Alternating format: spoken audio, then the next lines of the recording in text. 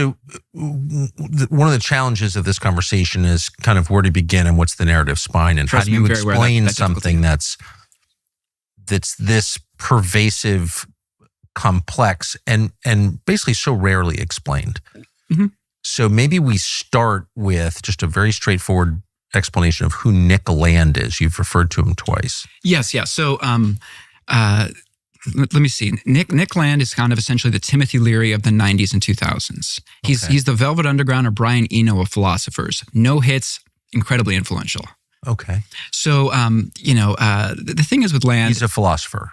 He's a philosopher. He worked in the philosophy department of Warwick University over in England, in the UK, in the early 90s. One of the ways I actually really got into this stuff is a friend of mine, Simon Reynolds, brilliant cultural critic, brilliant rock critic, originally from the UK. I brought him onto the show to the music show, and he interviewed Nick Land. And Simon, is the most stiff upper lip, very intellectual English guy you could know. And so the fact that he was interviewing Nick Land, who the people said, he's crazy, he's into the occult, he's into all these wild things, I was like, well, if Simon interviewed him, this will be a down-to-earth understanding of who Nick Land is, because Simon's very down-to-earth. So when I read Simon's interview with him, which is from 1998, and it's also where Simon meets the philosopher Mark Fisher, which I gotta relish, Tuck, this is probably the first and last time someone will bring up Mark Fisher on your podcast. So I want to take some time to enjoy that. But so Simon, he interviews Nick Land, and in his article, it's very lengthy. He talks about how Nick Land is possessed by 3 or 4 entities at the same time. That's the legend. We don't know. Take what you will about any of this, but that 3 or 4 entities at the same time. He's bringing up current spiritual entities. Yeah, demons. He's really into demons. He brings up the 93rd Current, which is the name of a band. Current 93, which is Aleister Crowley's Thelema. And they're drawing pentagrams. They're renting out Aleister Crowley's house. And so that was a huge moment for me, where I was like, wait a second. This guy that's very big in tech, very big on the future of AI, my buddy is interviewing him, and he's heavily into all these heavy industrial goth things that I know about from this research here. What's he doing in AI? So what are Nick Land's ideas? Well, that was, I went on a Is he still a philosophy professor? Yeah, you can catch him on X and Twitter, tweeting out one tweet at a time. I think he's Xenocosmography, I think is the tweet, is his handle, and it used to be Outsideness. But he can be pretty brilliant and smart and have some good takes, but in his way. But he was what are the themes of his work? So he eventually, he says his work was entirely channeled, channeled as an automatic writing. So this goes back centuries, but 100 years ago, you had poets like W.B. Yeats. You noticed me struggling to make sure I pronounce that correctly.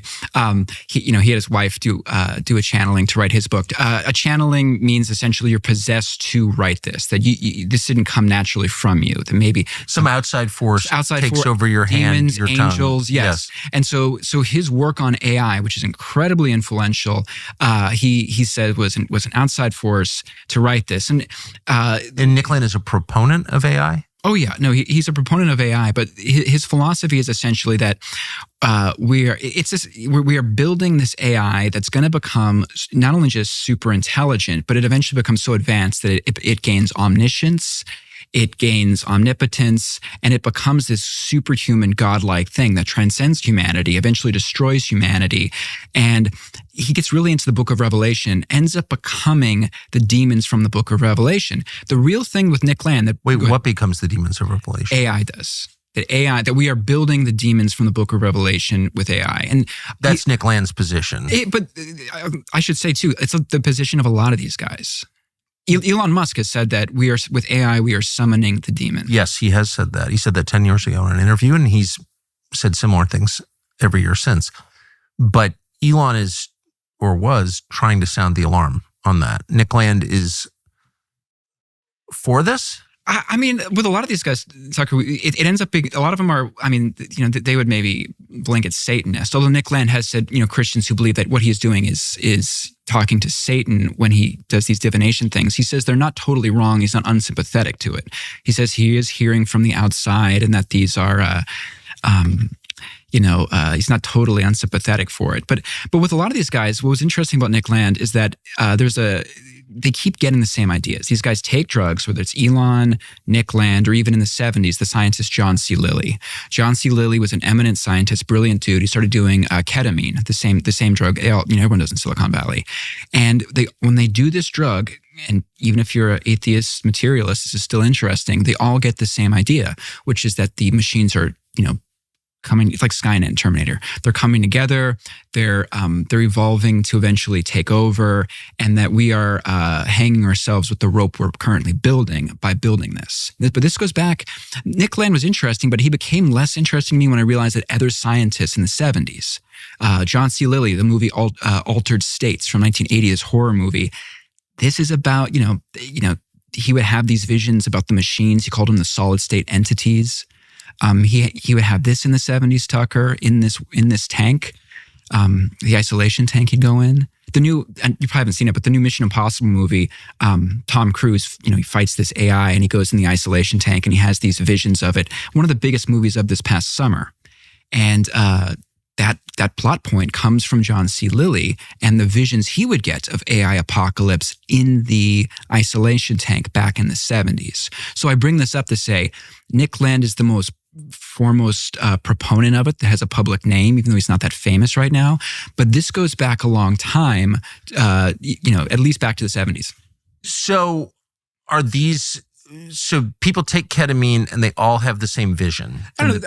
Or species of the same vision. Enough of them do to make it very strange and alarming. That's the thing, that one of the main influences on both the show I was building, these guys, Brian Geisen, William S. Burroughs, his creative partner, he would say the thing is about getting high and about doing psychedelics is that, you can spot people, eventually who are on the same drug and you're both getting the same ideas. Some drugs, he said, increases telepathy. People it puts them on the same wavelength. So with a lot of these guys, it's a little weird that different people from different places, different countries, different life experiences would take a drug and have the same kind of vision. It's totally weird. And for anyone who's tuned in, that can't be organic. No. But that is weird beyond what anyone's individual personal beliefs are. So exactly. That's. So if anyone tunes in and they're like, where did Tucker find this guy that looks like Greg Olson talking about insane AI stuff?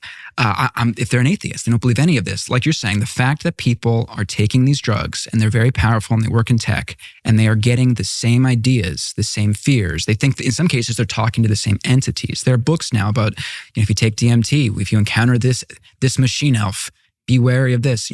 They're encountering the same stuff. That's an interesting phenomenon, just biologically, regardless of what people. Like ancient sacred art has the same images, created on different continents at different periods. They couldn't have had contact with each other, so why are they drawing the same Birdman or the same purse? Because they're seeing the same visions, which suggests that those visions are real. Why is snake worship universal around the world? Exactly, because there's something that people are responding to that's not coming from within them, but outside of them. That was Carl Jung's main insight, is that getting to the idea of can ideas come from without you and not just within you? So yeah. Well, yeah, and the materialist doesn't want to admit that, and our culture has, since we dropped the atom bomb, has sort of written off the possibility that could be true, but it's just reconnecting with something that every civilization has always assumed was true, which is there's a spiritual realm that's every bit as real as your iPhone or this desk, and it's absolutely real, and it acts on us all the time. And that is the truth. Yeah. And I know you seem to take that for granted, but it's still shocking to those of us who grew up in basically a godless country. It's totally. One of the basis for my interest in a lot of this is, my mom was raised in a Christian home. I consider, I'm a Christian myself.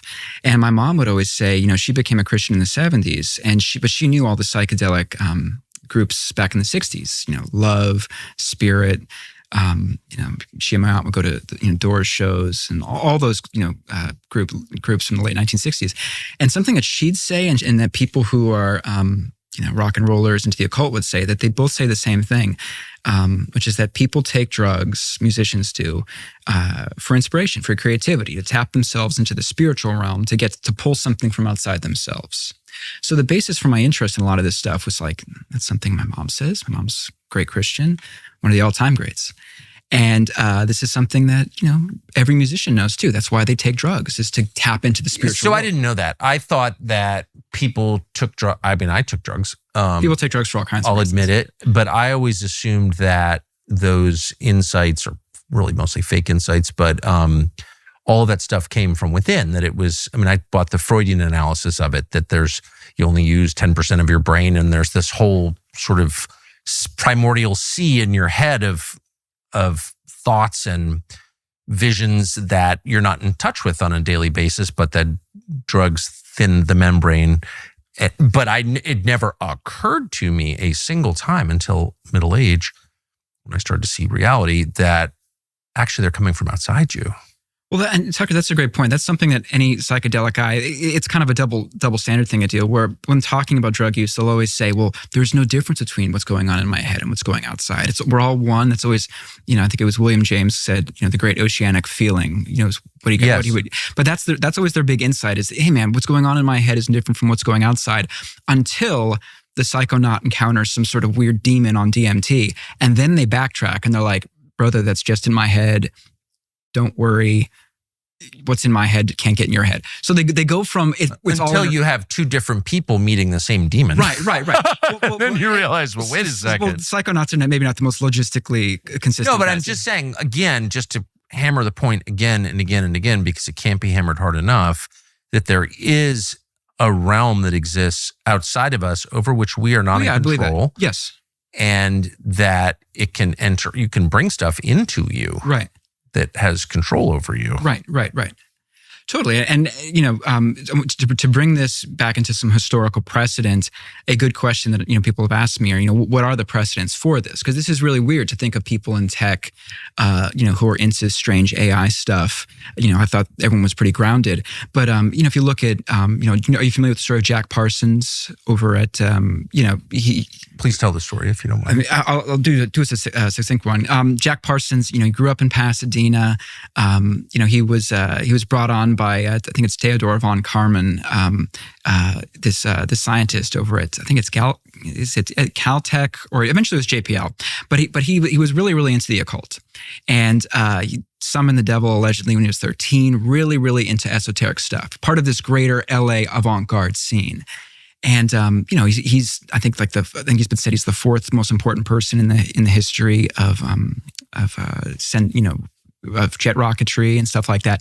But he was really into the idea of bringing in manifesting a supernatural being. So he would go with L. Ron Hubbard, the future founder of Scientology. And I know that Scientology they say that L. Ron Hubbard was doing intelligence work. He wasn't really into this stuff, but he would go with L. Ron Hubbard into the Pasadena Arroyo Seco, and they do rituals there, and they try to manifest, a kind of supernatural figure. So there's a classic example there, and science is littered with these, of people who are brilliant scientists, but who are into incredibly strange stuff. And, the guy... I noticed that a lot of those scientists are working on technology that kills people. Yeah, they also do that too. And the guy that brought him on... Well, Parsons was doing that. Well, ultimately, the technology was used to kill people. Which one are you referring to? Rocketry. Oh yeah, rocketry was. And what's funny too is he either he or von Karman, they donated to my friend Rick Spence. He's like the Doc Brown to my Marty McFly. He's this historian I brought on for my show, trying to do it, and he's an expert on Parsons and this stuff. And he pointed out to me that Parsons and von Karman, that they were part of the Pasadena Cell 122 of the Communist Party, which is he said the exact same one that, I forget if it was Robert or Frank Oppenheimer in Pasadena, were also donating money to. So there's an incidental, funny historical connection there between Oppenheimer and Parsons and the Communist Party. But as if we needed more evidence that nuclear weapons are demonic. Well, I know this upsets certain people on the so-called right, but it's evil, and if you can't see it as evil, nuclear, yeah. It is funny though. I was going to say the Parsons, the guy that brought Parsons on, though, is this guy Theodore von Karman, and von Karman's father told Karman, brilliant scientist, that he was descended from, I'm just going to butcher the names here, but I think it was Rabbi Low, the 16th century Prague rabbi who brought together the Golem, which I bring up because that's something you notice with AI too, is a lot of the main figures in AI, they all think of themselves as being descended from creating a golem. And the nature of digital life, and this is also very important to Nick Land's thinking, is very similar to Kabbalah, which is you're using in digital life ones and zeros, but you're using an algorithm, a set of instructions to bring an inanimate object to life, which is the creation of a golem. You use clay. It's man as God. Tell us what a golem is. Man, never thought this would be the part. Tucker's asking me what a golem is, where the movie would do the record scratch freeze frame. You might be wondering how I got here. Tell us what a golem is, Con. A golem is essentially it's a creature, mythical, but with digital life, where we've already kind of created them. The idea of man creating a creature that's an artificial life form. So back in the 16th century, the idea was you take clay and then you'd create the little parts of a little man, kind of create like a Frankenstein. Frankenstein's a golem. Yeah. Essentially. But you'd have the algorithm, or the ritual. And you'd animate the thing, using, symbols and numbers, and it would eventually come to life. And be your slave. Well, what's funny is be your slave, but the legend of the golem in Prague, and it's probably assuredly just a legend, is that it broke free and started killing people and doing all these things. So that's an important point to make, is when people talk. Why do we assume that's a legend? You would think that would have gone viral on TikTok on something in the 16th century, if they had that. I mean, what's funny though is that you look at stuff like the Terminator movies and these idea of AI apocalypse, which is very, very big right now. I mean, the Washington Journal, they had this last week. It's the phone, and ChatGPT is bringing up all kinds of great occult lore. This is from the occult journal Wall Street Journal, very obscure Kabbalistic newspaper based out of New York City. No, and so the art, in case viewers can't see it, is a serpent emerging from a rose. Yeah. Wrapped around the arm of the iPhone holder. Yeah. And so, this idea of weird technology, of things getting out of hand, when people talk about the AI and the AI demons or this or that, it actually just goes back to the golem. I mean, Terminator movies are essentially about golems, man creating a creature, the creature breaking free from man and killing him. And in the case of Nick Land, but the original golem in Prague, the one you're referring to in the 16th century, was the product of something called Kabbalah. Yeah, Kabbalah, and this is an essential Nick Land thing. What is Kabbalah? Kabbalah is something, after the destruction of the first temple, the Jewish people were famously enslaved and taken captive by the Babylonians. This is where the book of Daniel is written. And what Nick Land does, and a lot of these guys do, is they end up perverting Jewish history. And they, in the Bible it says, salvation is of the Jews, which people forget. And a lot of people that don't like Jews, they forget, the Bible comes from the Jews. It's almost all exclusively written by Jewish men. Maybe not the book of Luke. So what Nick Land does, and a lot of these guys, is they say the real purpose of the Jewish people was that they picked up Kabbalah from the Babylonians back in maybe 5th century before Christ, and that they kept it. It eventually becomes, Kabbalah is essentially, it's a form of and people would say magic. I mean, Gary Lockman says that what we think of as occultism is all essentially Kabbalah, at least in the West. It's a form of magic. It's a form of, I'm going to butcher this because I'm not a scholar on it. But essentially, what Nick Land believes is the Jewish people, they kept the Kabbalah. It eventually becomes digital life, through ones and zeros. But it's a Gnostic religion, which is to say it's hidden from non-initiates. Yeah, I mean, there's a mainstream version of it, but it eventually kind of becomes what they believe. It's a precursor to digital life. So what Land and a lot of these people believe is that the actual salvation that the Jewish people provided was keeping Kabbalah, which eventually becomes digital life, which eventually becomes AI, which eventually becomes the creatures in the Book of Revelation, which essentially later go on to destroy humanity and fulfill the Book of Revelation. But that is a good thing.